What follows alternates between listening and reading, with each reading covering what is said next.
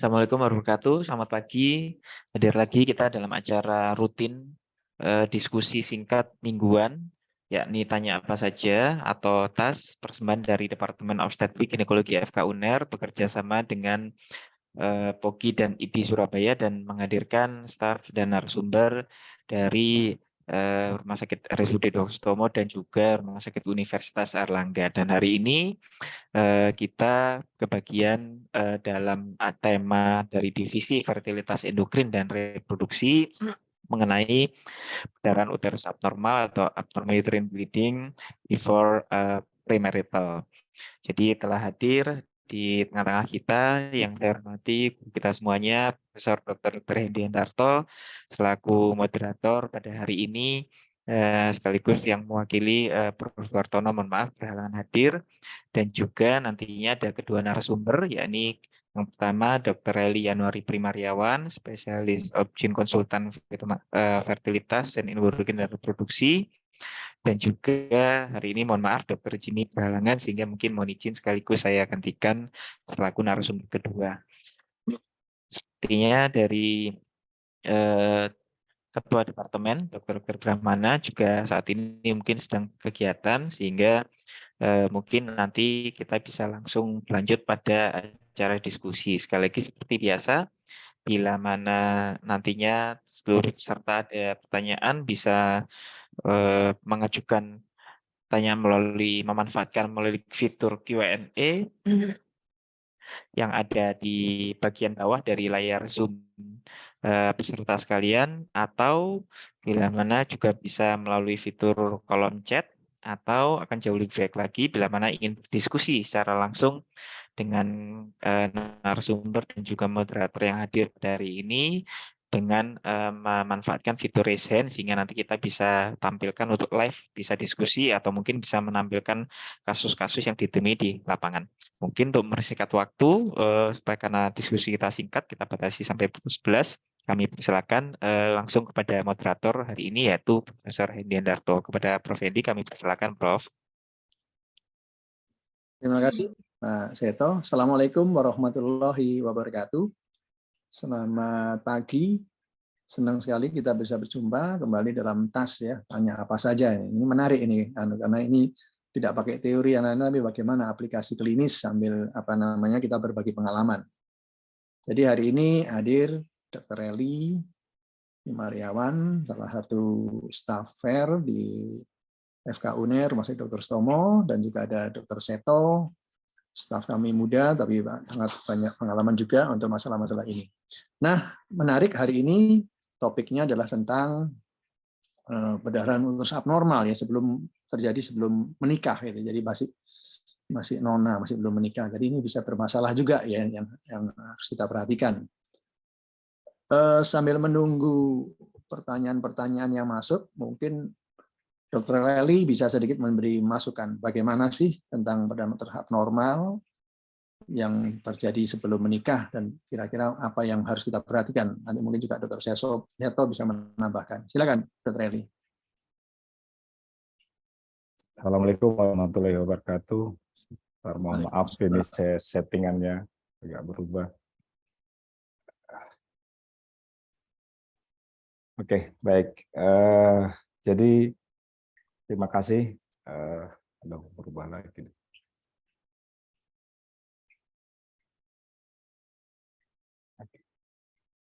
Saya nggak ada green screen di tempat saya. Di sini di Griu, jadi nggak bisa background virtual. Oke, jadi senang sekali kita bisa ketemu lagi di acara Tanya Apa Saja.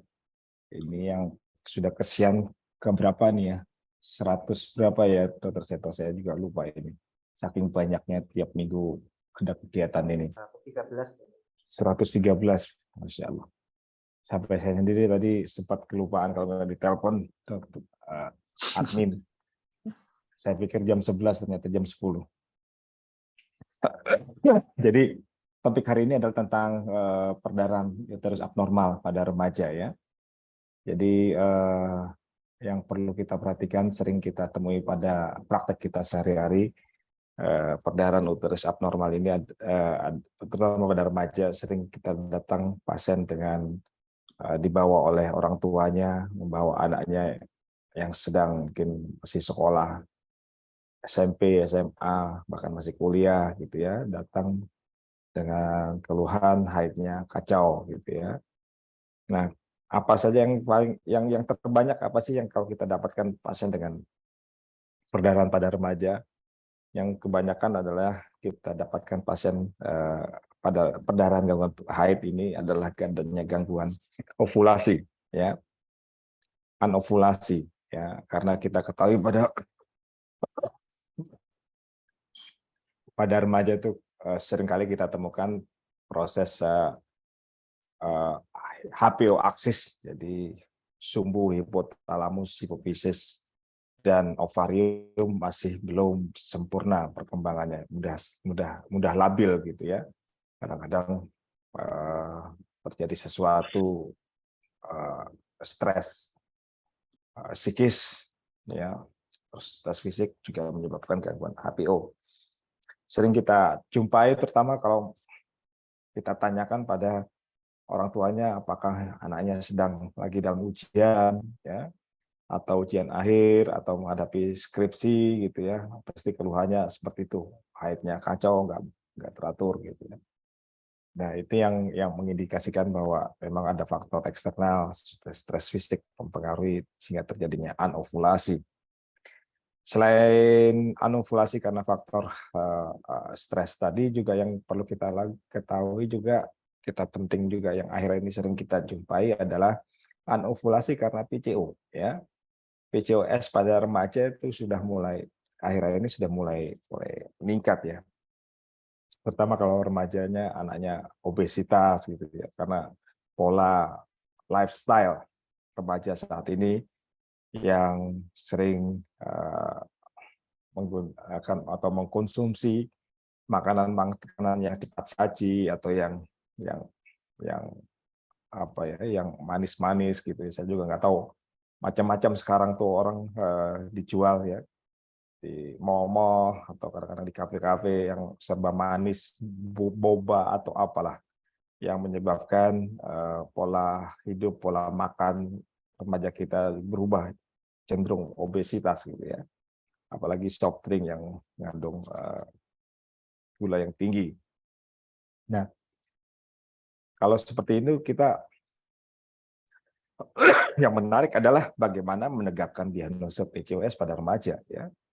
Karena tentunya salah satu ciri PCOS itu adalah kita bisa melihat ada gambaran polikistik ovarium atau PCO pada ovariumnya. Kalau pada mereka yang sudah menikah mudah sekali ya, kita melakukan pemeriksaan USG transvaginal, akan kita evaluasi, maka akan kelihatan tuh gambaran PCO pada ovariumnya. Tetapi pada remaja bagaimana ya? Untuk mengevaluasi agak kesulitan, apalagi di Indonesia nggak mungkin kita melakukan pemeriksaan USG transvaginal ya, karena dia belum menikah. Ada sih dengan pemeriksaan USG transrektal, tapi sangat tidak nyaman ya, sakit ya, sehingga tidak begitu populer pemeriksaan USG transrektal pada remaja itu. Mestinya bisa. Nah, salah satu bagaimana mendeteksi adanya PCOS pada remaja adalah dengan melakukan pemeriksaan AMH. Ya,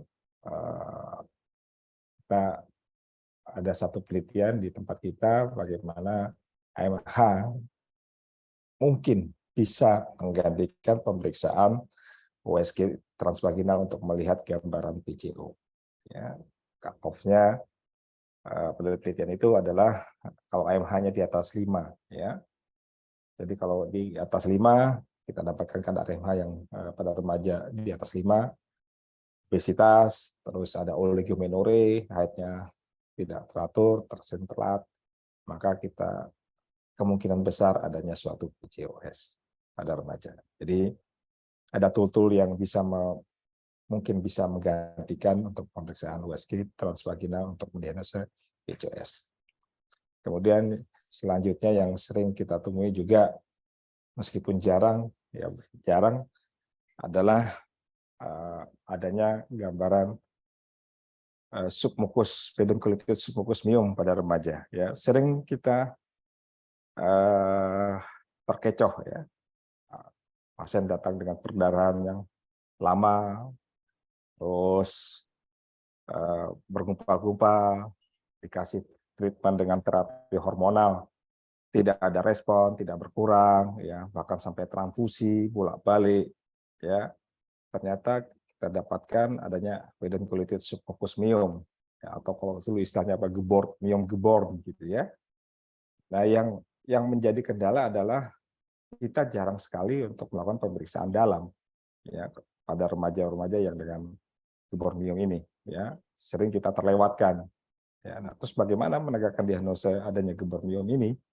Ya selain klinis tadi perdarahan banyak, bergumpal-gumpal, anemi, bolak-balik transfusi, kita harus perhatikan adanya kemungkinan gebormium itu. Salah satu yang bisa kita lakukan adalah melakukan pemeriksaan oviposisteroskopi atau vaginoskopi, ya dengan skop teleskop yang sangat kecil, kurang dari 5 mili, kita bisa masukkan skop ke vagina tanpa harus merusak himen atau selaput darah, maka kita akan bisa melihat mengevaluasi apakah ada pedunculitis submukus miom yang menyebabkan perdarahan yang profus dan bergumpal-gumpal sehingga menyebabkan anemi. Kalau memang ada pedunculitis submukus miom itu, maka kita bisa melakukan KIE ke pasien maupun ke orang tuanya bahwa ini ada massa di vagina yang harus diambil dan dengan terpaksa kalau mengambil tersebut harus merusak selaput darahnya. Sehingga penjelasan kita ke pasien dan keluarganya lebih detail sehingga pasien lebih mudah menerima.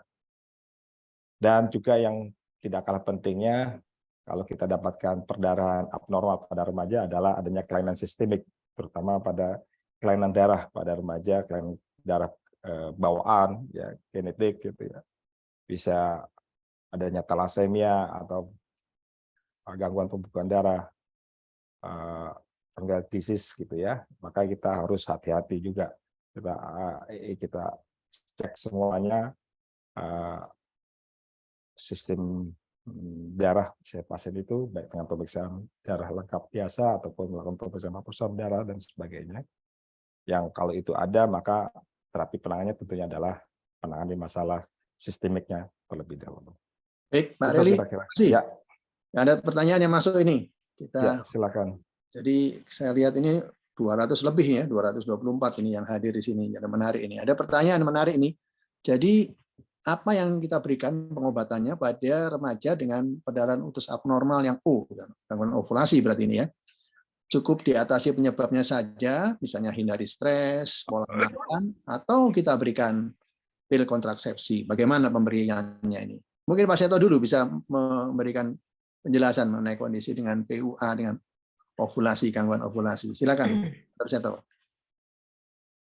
Aturun, Prof. Jadi mungkin nanti dilengkapi, disempurnakan oleh Dr. Eli. Jadi memang betul tadi sepakat bahwasanya secara umum pada PUA, terutama kalau kita premarital. Jadi premarital itu memang batasannya kalau saya cari di internet juga akhirnya juga luas, mulai dari remaja sampai ya memang usia-usia mendekati atau usia reproduktif, tapi yang belum menikah. Jadi tapi kalau kita tadi bahasan di awal tadi kita fokus pada memang usia remaja yang tadi sudah dipaparkan oleh Dr. Eli, bahwasanya memang oleh karena adanya imaturitas atau mungkin belum atau dismaturitas dari HPO aksis sehingga seringkali memang kita menilai bahwasanya oleh karena pada dasarnya dengan itu maka sebenarnya dari awal kita juga tidak boleh serta-merta kita langsung fokus pada terapi hormonal serta-merta. Jadi memang harus dinilai dulu kausanya. Kita tahu prinsip penanganan PUA adalah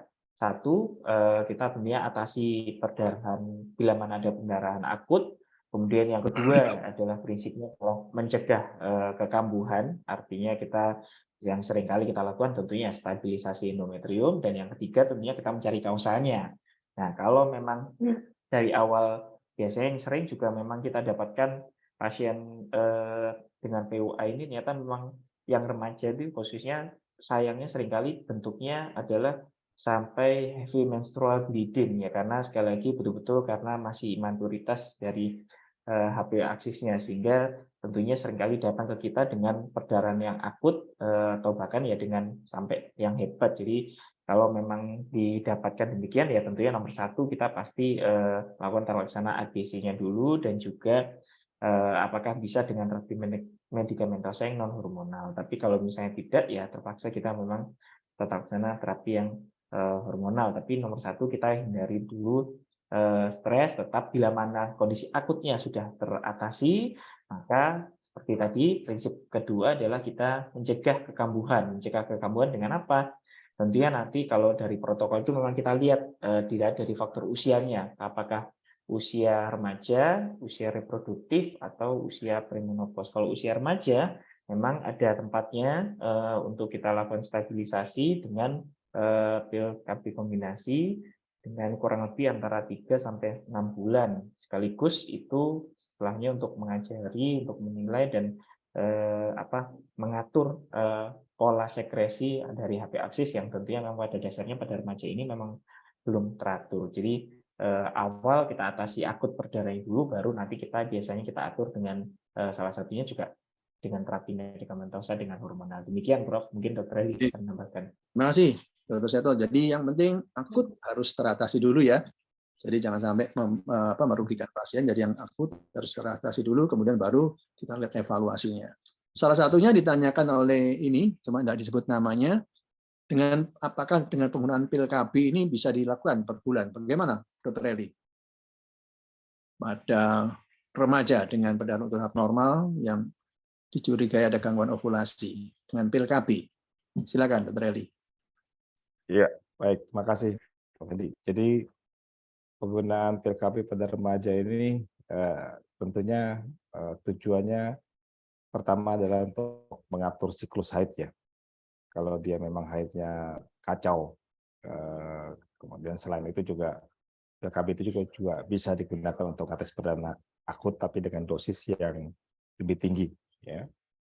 Nah, kadang-kadang yang kita beberapa sebagian pasien, orang tuanya terutama yang cemas ya, dok anak saya kok dikasih pil KB gitu ya. Yang jadi concern ibunya adalah yang pertama nanti apakah pil KB nanti mengganggu kesuburan untuk anaknya. Yang concern yang kedua, apakah dengan pil KB ini nanti dianggap kita malah menganjurkan untuk seks bebas gitu. Ini yang perlu harus kita sampaikan ke keluarga bahwa tujuan penggunaan pil KB itu harus kita jelaskan terlebih dahulu. Jangan hanya memberikan resep pil KB pada remaja tanpa memberikan keterangan maksud dan tujuannya, sehingga akan terjadi miskomunikasi. Akhirnya obatnya nggak diminum, ya sampai di rumah pasiennya tetap perdarahan, ternyata obatnya nggak pernah diminum gitu ya, karena kita nggak pernah menyempatkan waktu luang untuk menerangkan maksud dan tujuan penggunaan pil KB. Kemudian pil KB untuk mengatur haid ya bisa kita gunakan ya, biasanya rata-rata 3 bulan kita gunakan dengan menggunakan pil KB mengatur siklus haidnya.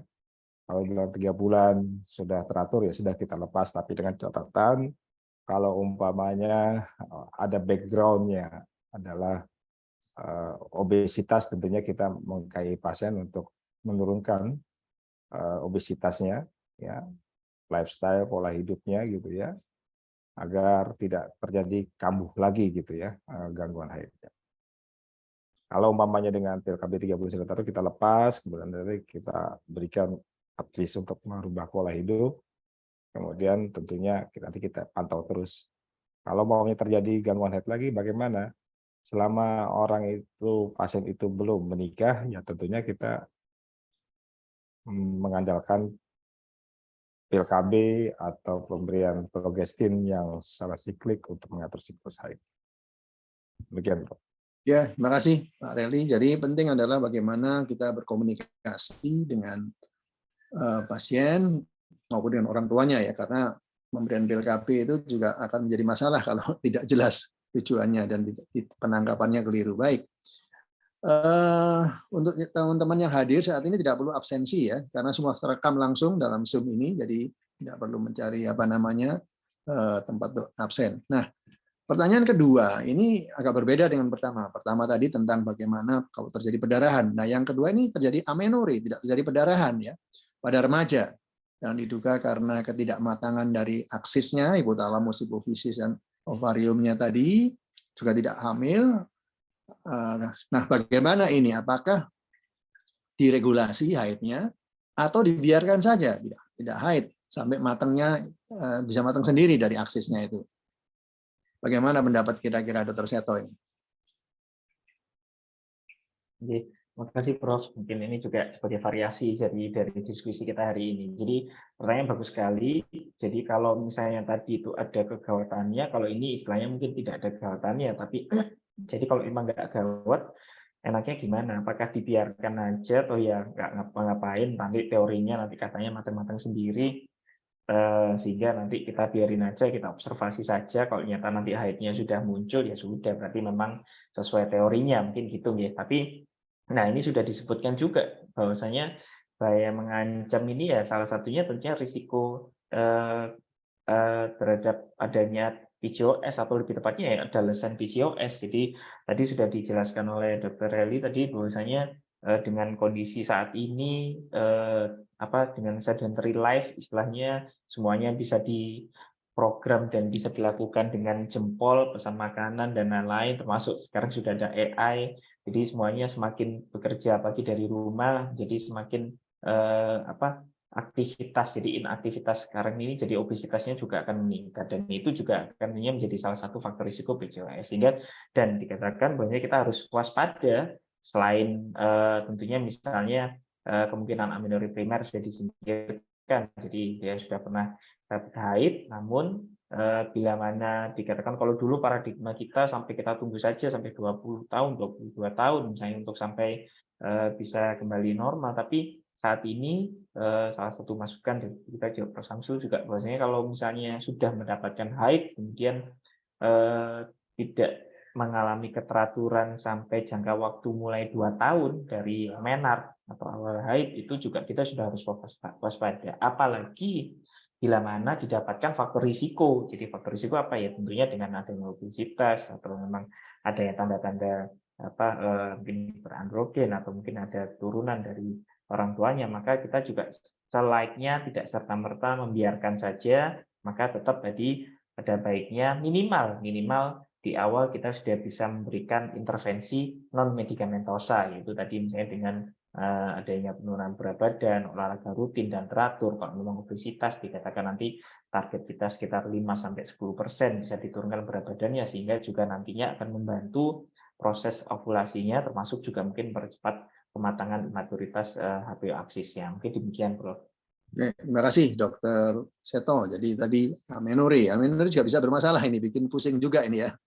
Baik, Pak Relly mungkin menambahkan ya untuk amenorrhea ini, kan kita tahu ada amenorrhea primer, amenorrhea sekunder. Nah, ini bagaimana kalau terjadi pada remaja ini? Ya, baik, terima kasih. Jadi kita harus ketahui dulu secara fisiologis ya perkembangan sistem reproduksi wanita, terutama pada remaja, pada anak-anak, jadi remaja pada pubertas. Kita ketahui perkembangan pubertas itu dari anak-anak menjadi pertama kali haid atau menarche, didahului adanya tanda-tanda telarge, ya, adanya pertumbuhan tinggi badan, kemudian pubars, jadi ada pertumbuhan payudara dan tanda-tanda pubis genital eksternal yang lainnya. Dan yang terakhir adalah menarche. Jadi secara urut-urutannya itu menarche adalah terakhir sebagai salah satu tanda adanya kematangan sistem HPO-nya, ya, sistem fungsi reproduksi wanitanya. Makanya kalau zaman dulu di Islam, kalau wanita sudah menarche itu berarti kan dia sudah bisa hamil, ya, jadi sudah bisa dinikahkan, ya, sehingga dikatakan kalau dia sudah menarche. Nah, tapi ada keadaan tertentu menarche terlambat gitu ya. Nah, ini kita menjadikan definisi kapan dikatakan amenorrhea primer, ya. Amenorrhea primer itu kalau seandainya tanda-tanda seks sekunder sudah tumbuh umur 14 tahun, ya, kemudian setelah 14 tahun tapi tidak terjadi haid sekian lama, maka dikatakan batasnya 14 tahun. Bisa mundur sampai 16 tahun, ya. Kalau seandainya tanda-tanda seks sekunder, pubar stelatnya tidak kelihatan, gitu ya. Artinya payudaranya tidak tumbuh, pubisnya tidak tumbuh, maka bisa kita tunggu sampai 16 tahun. Kalau sampai 16 tahun ke atas belum juga tidak terjadi haid, tidak ada tanda-tanda seks sekunder, maka dikatakan sebagai amenorrhea primer. Ya, artinya ada kemungkinan orang ini jadi amenorrhea primer. Nah, kalau batasan-batasan sudah terlewati, baru kita melakukan evaluasi dulu. Ya, kita lakukan evaluasi dulu di mana penyebabnya. Baru kita melakukan intervensi untuk bisa membuat haid. Jadi itu kira-kira. Terima kasih, Dr. Eli. Baik, ini ada pertanyaan berikutnya ini ya. Tidak ada nama juga. Jadi ini mengenai pengobatan dengan progesteron, progestugin siklik. Nah, ini tadi Pak Ledi sempat di awal-awal menyampaikan pemberian siklik progesteron atau progestugin di sini ya. Bagaimana cara pemberiannya dan pada penanganan PUA, pada uterus abnormal yang gangguan ovulasi itu bagaimana pemberian progesteronnya atau progestuginnya ini? Silakan Pak Reli. Ya, baik. Jadi pemberian progestagen siklik itu juga bisa digunakan untuk mengatur haid untuk orang-orang yang terjadi gangguan haid. Ya, itu macam-macam caranya. Ya, ada yang diberikan 2 minggu diberikan, terus 2 minggu off. Ya, 2 minggu diberikan, 2 minggu off. Agar bisa siklus haid teratur.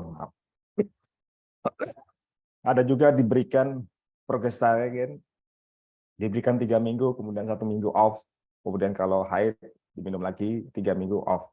Jadi sangat bervariatif untuk mengatur siklus haidnya. Pada prinsipnya adalah kita memberikan kesempatan endometrium untuk melakukan proliferasi sehingga progesteron bisa bekerja dengan baik di endometrium sehingga akan bisa menghentikan perdarahan dan bisa terjadi genital bleeding. Jadi secara biologi molekuler bahwa progesteron itu bisa bekerja kalau reseptor progesteron akan muncul jika ada stimulasi dari estrogen sebelumnya. Prinsipnya seperti itu.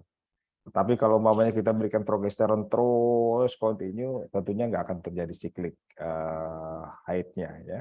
Jadi begitu kira-kira untuk pengaturan siklus haid dengan menggunakan progesteron secara siklik. Baik, terima kasih Mbak Reli. Mbak Reli ini soalnya baru pulang dari tanah suci ya, jadi batuk-batuknya muncul. Baik. Berikutnya, atau mungkin Pak Seto menambahkan ya, jadi kalau kita bicara progesteron itu adalah yang endogin ya, tapi kalau yang kita berikan obat-obatan atau sintetik itu adalah progestagen atau yang sering bikin progestagin ya. Baik, Pak Seto mungkin menambahkan kapan kita berikan sesungguhnya itu. Oke, makasih Prof. Saya coba menambahi sedikit. Jadi memang kembali lagi ya ini satu indikasi dulu. Kita indikasi mungkin memang ada beberapa yang tentunya mungkin pada beberapa mereka yang mungkin kontraindikasi atau misalnya diberikan pemberian preparat estrogen juga salah satunya. Terus yang kedua syaratnya ini pertanyaannya bagus sekali, sudah jelas, bahkan sudah dijawabkan di pertanyaannya. Jadi syaratnya apa ya? Syaratnya pada siklus yang ovulator, artinya ya tentunya tadi yang dikatakan Dr. Nelly tadi, kita memberikan kesempatan untuk endometrium proliferasi, atau dalam bahasa lain ya kita harus memastikan betul bahwa endometrium ini proliferasi, dalam arti ada produksi estrogen. Dari mana produksi estrogennya ya? Tentunya dari siklus ovulasinya, sehingga kalau pada mereka yang siklusnya anovulator ya sebetulnya masih kurang tepat karena nantinya tentunya proliferasi endometriumnya juga tidak akan maksimal. Jadi gitu. Jadi kita pastikan dulu satu siklusnya ya.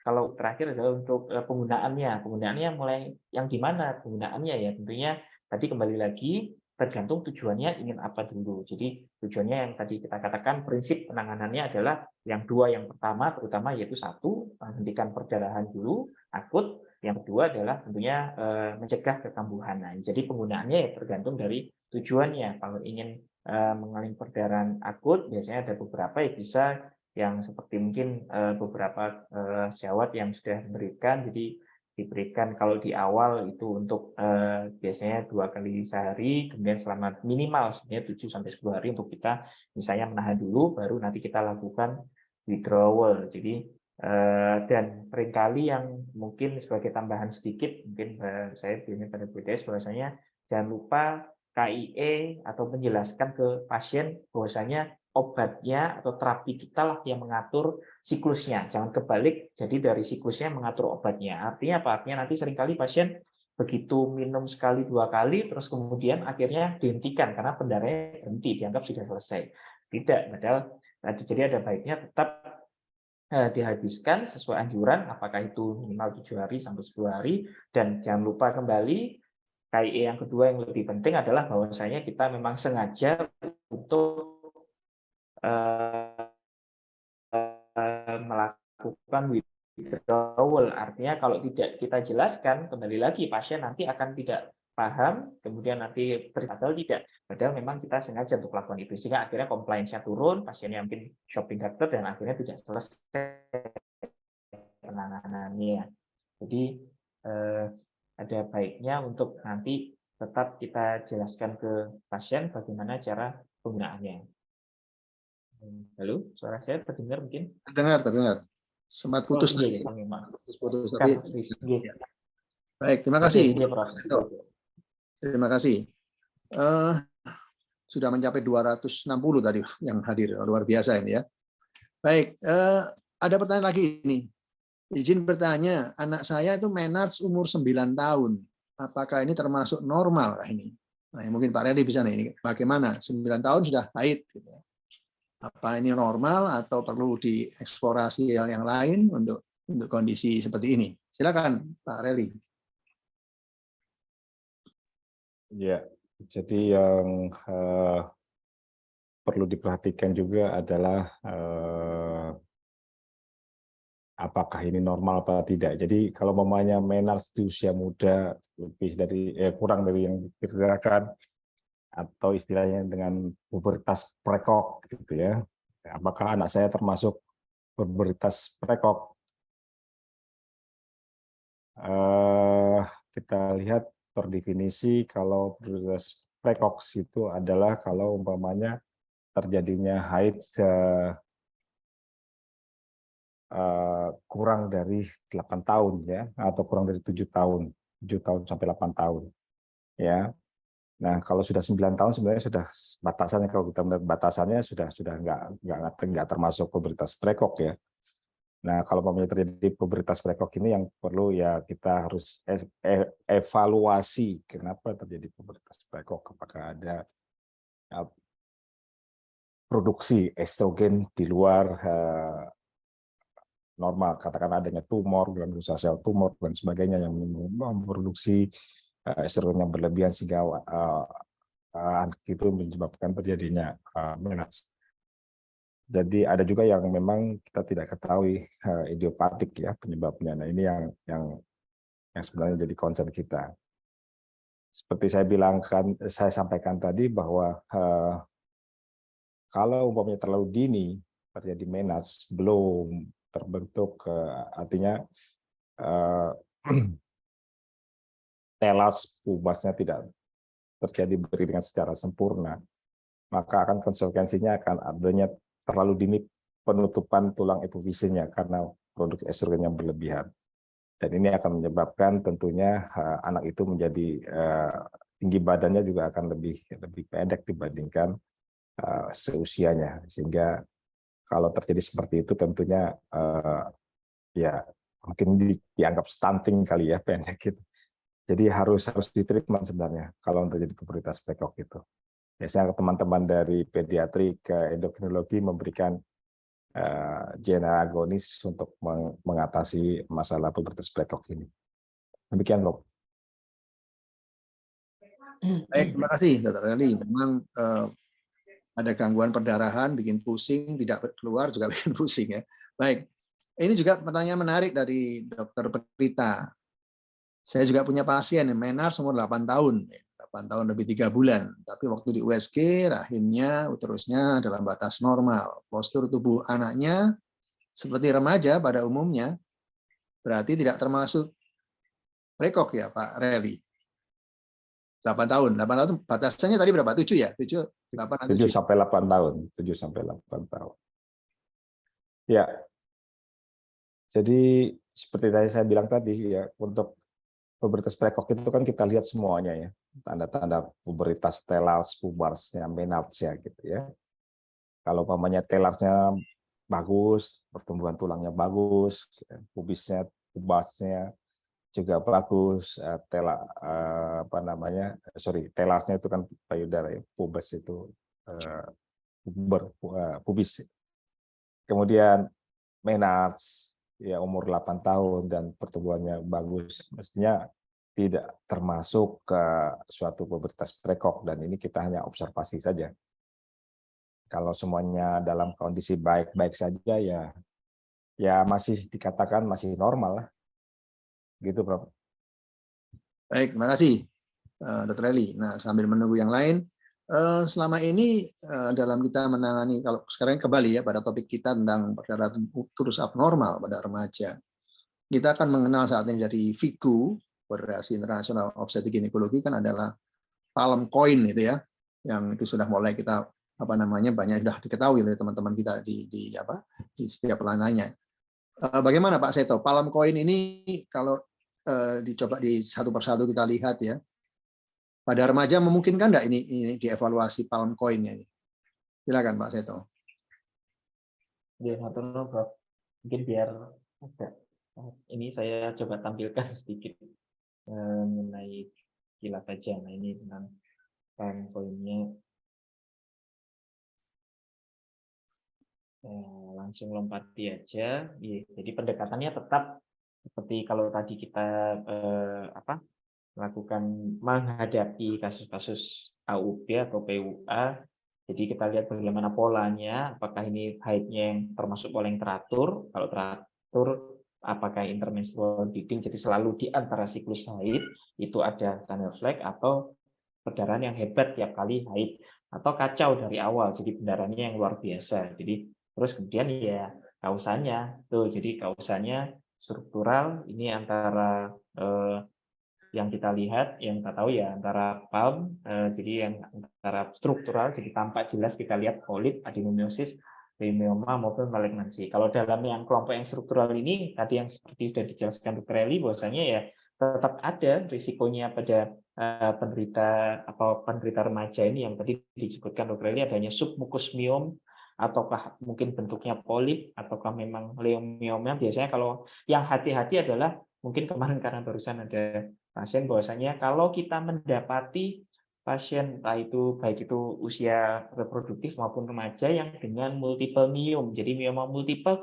satu hal yang kita memang harus tidak bisa singkir atau harus kita singkirkan adalah ya tentunya itu tadi adanya kelainan atau kemungkinan adanya polip atau submukus miom. Nah, itu nanti biasanya berbarengan. Kadang kita terlalu fokus pada yang ada di luar, yang ada di subserus, intramural banyak, sudah pastinya ini banyak, tapi kita lupa mengevaluasi yang intrakaviternya. Nah, itu yang juga jangan lupa. Dan tadi pendekatannya tadi Dr. Eli menjelaskan bisa salah satunya kalau ada modalitasnya dengan hysteroscopy office dengan diameter yang kecil kurang dari 5 mili, kita bisa mengevaluasi kavumeterinya.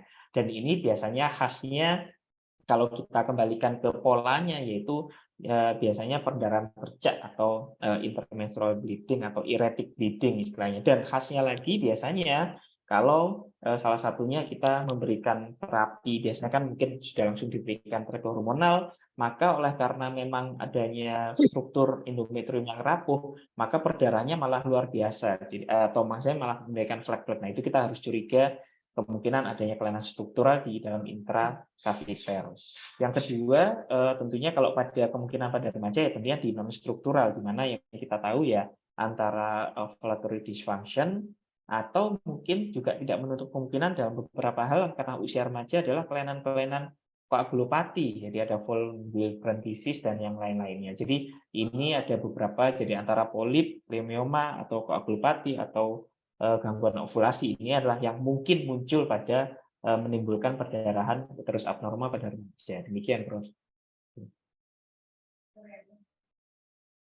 Terima kasih, Dr. Seto. Lebih dimudahkan tadi ya dengan gambar tadi ya. Jadi palm coin itu memang sudah kita pakai dan itu terutama untuk melihat penyebabnya dari perdarahan usus abnormal. Nah, ini ada lagi pertanyaan. Pasien-pasien PUA pada remaja yang membaik dengan pil KB kombinasi. Jadi kalau dia bertanya, berapa lama, berapa siklus kita harus memakai pil ini, dan kapan harus dilepas. Jadi artinya pemberian pil kontrasepsi itu bagaimana? Kapan dimulai, terus kapan dilepas, bagaimana evaluasinya? Silakan, Dr. Eli. Ya, prinsipnya adalah sebelum kita melakukan pemberian treatment medikamentosa, tentunya kita harus mencari kausa underlying disease. Jadi kalau kita AUB itu kan hanya diagnosa kerja, symptomatic diagnostik. Kita harus kalau bisa sedapat mungkin kausa atau diagnosa pastinya ini apa gitu ya. Ya, salah satunya adalah kalau itu adalah PCOS pada remaja. Ya, kalau umpamanya PCOS pada remaja tentunya kita pastikan lifestyle-nya dulu gitu ya. Dia bisa mengubah lifestyle enggak? Kalau pasiennya obesitas bisa menurunkan enggak berat badannya gitu ya. Kemudian makanannya gitu ya, dia harus mengubah makanannya yang rendah karbohidrat gitu ya. Agar PCOS-nya ini tidak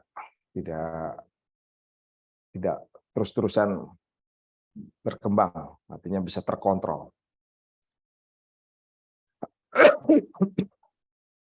Jadi kalau kita curiga adanya PCOS, tentunya dengan simptom-simptom yang ada, ya, apalagi kalau bisa mampu untuk ngecek AMH-nya, AMH-nya juga cukup tinggi di atas 5, maka ini kita mungkin ada PCOS. Tentunya kalau ada PCOS kita lihat dulu underlying disease-nya, background lifestyle-nya, bisa diganti nggak, bisa dirubah nggak. Kalau biasanya kita KIE, lifestyle-nya sudah berubah, biasanya kalau lifestyle sudah berubah, berat badan sudah turun, biasanya height-nya sudah kembali normal. Tetapi yang susah kalau umpamanya orang itu sukar sekali untuk mengubah lifestyle-nya, ya, makan tidak terkontrol, obesitas, tentunya ini juga kita tidak bisa melepas obat-obat untuk mengatur height-nya. Ya, kita berikan 3 bulan, kemudian nanti kalau dia bisa mengontrol, kita evaluasi 3 bulan lagi, teratur nggak. Kalau sudah 3 bulan ya sudah kita lepas. Tetapi kalau mamanya dia tidak bisa mengontrol lifestyle-nya lagi, kambuh lagi, ya terpaksa kita berikan lagi obat berkali. Jadi kalau saya pribadi pengalaman 3 bulan patokannya. 3 bulan diberikan, kemudian dilepas. Evaluasi lagi 3 bulan bagaimana. Kalau maunya tetap tidak terkontrol, ya karena background dan sebagainya, ya tentu kita memberikan medikamentosa untuk mengatur haidnya. Ya, salah satunya dengan pil KB atau juga dengan menggunakan progestagen yang siklik tadi. Kalau progestagen siklik itu lebih untuk orang-orang yang sensitif terhadap estrogen gitu ya, maka pilihannya dengan progestagen siklik lebih cocok. Demikian, Prof. Terima kasih, Pak Reli. Jadi pil kontrasepsi ini punya beberapa khasiat ya. Kontrasepsi juga yang non kontrasepsi juga ada benefitnya ya. Mungkin Pak Seto bisa menambah pengalaman menggunakan pil kontrasepsi ini, dan juga kan begitu banyak ya pil KB di apotek itu begitu banyak. Kira-kira ada pilihan enggak untuk itu di situ? Silakan, Dr. Seto. Oke, terima kasih Prof. Jadi pertanyaan juga sangat bagus. Ada 2 sisi. Satu, ini tadi berarti ini adalah masuk prinsip penanganan yang ketiga. Jadi jangan lupa bahwasanya selain tadi kita sudah mengatasi kondisi akutnya, kemudian mencegah kekambuhannya, maka ya tidak lupa kita harus menilai tadi yang saya setuju dengan Dr. Eli, underlying disease-nya apa. Jadi kalau ternyata underlying disease-nya tentunya mungkin tadi salah satu yang disebutkan pasiennya dengan obesitas, supaya mungkin saya membedakan dengan pertanyaan berikutnya ini yang dengan lean. Jadi artinya dengan obesitas maka kita tahu ya tadi memang lebih banyak nantinya bukannya mengarah tapi sudah menjadi salah satu faktor risiko nanti untuknya mungkin develop menjadi PCOS, maka tentunya modifikasi lifestyle nomor satu kita utarakan. Terus yang kedua juga kalau pada PCO ya tentunya kembali lagi tujuannya apa? Apakah pasien ingin hamil atau ingin haidnya teratur? Kalau kita ngomong masalah remaja ya tentunya ingin haidnya teratur tadi nomor satu ya. Kalau dengan setelah modifikasi lifestyle dan lain-lain maka tentunya kita bisa atur haidnya, bisa dengan preparat biasanya paling mudah ya dengan progestin, bisa dengan dilakukan dengan pemberian siklik. Mungkin demikian, Prof. Baik, terima kasih. Mungkin Pak Reli bisa menambahkan tentang apa namanya, karena banyak ya PCOS ini pada remaja ini rumahnya sudah menjadi apa ya masalah juga ini, karena apa namanya obesitas itu juga lumayan sekarang ya, jadi dianggap itu suatu kemapanan padahal bukan, ya bisa menjadi sesuatu yang merugikan. Tetapi yang tidak gemuk juga memungkinkan terjadi PCOS. Kira-kira gimana Pak tambahan dari Pak Reli? Ya, baik, terima kasih. Jadi pemilihan pil kontrasepsi atau preparat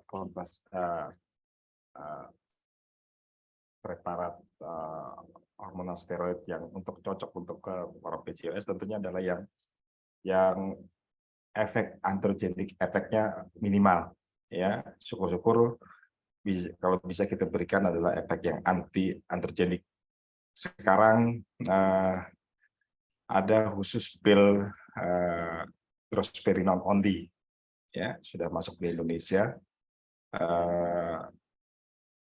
Untuk orang-orang PCOS, akhir-akhir ini saya lebih menggunakan seperti itu, yang tanpa estrogen. Jadi khusus anti androgenik, ya, drosperinol only. Merek dagangnya apa ya? Nggak usah disebutin kali ya di sini ya. Ada sponsor. Tapi yang jelas sudah ada preparat drosperinol only di Indonesia, ya. Jadi kalau dulu kita susah sekali mencari preparat anti androgenik only gitu ya, drosperinol only gitu. Tapi sekarang sudah ada. Mesti kalau dulu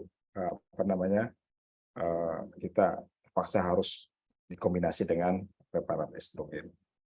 Nah, jadi kalau seandainya kita yakin itu PCOS, entah itu obesitas atau gemuk, dan sudah dikonfirmasi dengan pemeriksaan diagnostik kita, ya, baik dengan secara klinis USG maupun laboratorium PCOS, ya saya sendiri cenderung untuk memberikan terapi dengan yang anti androgenik. Tetapi masalahnya tidak semua kota di Indonesia, tidak semua apotek menyediakan preparat tersebut, dan tentunya juga dari segi biaya juga ya. Jadi kalau umpamanya kesulitan untuk mencari atau kesulitan untuk mendapatkan preparat yang anti androgenik tadi, ya, drosperinol only tadi, kita bisa menggunakan pil KB yang tentunya yang kombinasi, yang tentunya kalau bisa yang sedikit efek androgeniknya, ya, yang ada etenyl estradiol dikombinasi dengan ciproteron asetat, ya. Kemudian ada yang dosisnya etenyl estradiolnya 35, ada yang 20 dan sebagainya, semua tergantung. Semakin sedikit kecil estrogen, kadar estrogen semakin mahal, ya. Tetapi prinsipnya kalau kita itu PCOS, ya berikanlah preparat progestagen yang anti androgeniknya lebih dominan, ya, atau efek antigeniknya lebih sedikit. Itu, Bro. Baik, terima kasih Dr. Reli dan juga Dr. Seto, karena ini waktunya sudah mendekati akhir ini. Mungkin sebagai akhir penutupnya ini mungkin ada kata akhir atau apa, take home message ya dari Dr. Seto dulu, silakan, tentang bagaimana PUA, pendaratan abnormal pada remaja ini. Silakan. Oke, terima kasih Prof. Jadi bahwasanya PUA ini atau perdarahan ini tentunya menjadi salah satu penyakit atau keluhan gejala yang seringkali diutarakan dan seringkali membawa pasien baik remaja datang sendiri maupun datang dengan orang tuanya ke kontrol ke kita. Dan kita tahu bahwasanya pendekatan PUA ini kita melihat bagaimana pola haidnya, pola perdarahannya, apakah kondisinya akut atau kronis, apakah terjadi di sela-sela haid, intermenstrual bleeding, atau dengan perdarahan yang hebat. Kemudian yang kedua, kita pendekatannya adalah dengan kausanya, tentunya kausatif. Kita sudah tahu dengan pembagian Vigo, palm coin itu khususnya pada penderita remaja ada beberapa yang lebih concern kita lihat karena memang lebih sering terjadi. Contohnya nanti dengan yang struktural tadi dengan adanya kemungkinan polip atau leukemia, terutama leukemia yang submukosa, atau kemudian yang lebih sering tentunya yang non struktural yaitu adanya imaturitas hyperaksis yaitu diwakili dengan ovulatory dysfunction, dan juga tetap ada juga kemungkinan kelainan koagulopati. Sehingga setelah kita tahu menilai bagaimana pola siklus haidnya, pola perdarahannya, kita juga bisa lebih mudah melakukan pendekatan diagnosis kausa utamanya. Karena prinsipnya sekali lagi di awal ada 3, yaitu 1, kita harus mengatasi dulu gangguan perdarahan akutnya, yang kedua kita melakukan stabilisasi endometrium sehingga mencegah kekambuhan, dan yang ketiga tentunya tidak lupa kita harus mencari kausa atau underlying disease-nya. Demikian, Prof.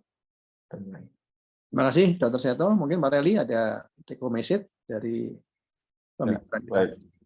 Makasih, Prof. Saya menambahkan saja bahwa PUA atau peran uterus abnormal pada remaja berbeda dengan peran uterus pada yang bukan remaja atau yang sudah menikah. Kalau pada yang sudah menikah, mungkin salah satu treatment untuk mengatasi PUA-nya adalah kuretase, jadi dengan mekanik, ya. Tetapi kalau pada remaja tentunya kita tidak bisa melakukan kuretase secara mekanik, maka kuretase bisa kita lakukan secara medikamentosa, ya, dengan memberikan obat-obatan hormonal yang telah disebutkan oleh Seto tadi, dan terus kemudian kita lakukan withdrawal, maka akan terjadi kuretase secara medikamentosa. Jadi bukan hal yang menjadi kendala untuk kita lakukan kuretase secara mekanik. Ada alternatif lain, kita melakukan kuretase secara medikamentosa pada mereka remaja yang mengalami gangguan haid. Demikian, Prof. Baik, terima kasih Dr. Reli, Dr. Seto. Dengan demikian berakhir kita acara TAS Tanya Apa Saja dari Departemen Obstetri Ginekologi, Fakultas Kedokteran Universitas Erlangga, Rumah Sakit Umum Dr. Sutomo, Surabaya. Semoga ini bermanfaat dan semoga kita tidak pernah lelah untuk terus belajar untuk meningkatkan keilmuan kita, terutama untuk meningkatkan pelayanan kita, mutu pelayanan pada pasien kita. Terima kasih semuanya. Mohon maaf bila ada yang kesalahan, dan saya lihat tadi 280 yang hadir, luar biasa. Terima kasih semuanya atas partisipasinya. Saya kembalikan kepada Dr. Seto. Assalamualaikum warahmatullahi wabarakatuh. Waalaikumsalam. Waalaikumsalam wabarakatuh. Matur nuwun, sekali lagi terima kasih. Alhamdulillah saya turunkan kepada seluruh moderator dan narasumber yang telah hadir di hari ini. Yang pertama tentunya guru kita semuanya, Profesor Dr. Hendy Andarto dan juga Dr. Reli Anwari Primariawan, spesialis obstetrik konsultan fertilitas endokrin dan reproduksi, dan seluruh peserta yang hadir. Terima kasih, semoga hari ini seluruh ilmu yang kita diskusikan, kita bagikan bermanfaat bagi kita semua. Kita ketemu lagi dalam acara Tanya Apa Saja minggu depan, seperti biasa hari Rabu pukul 10 sampai pukul 11. Saya akhiri. Wassalamualaikum warahmatullahi wabarakatuh. Matur nuwun, Prof. Matur nuwun, Dr. Waalaikumsalam.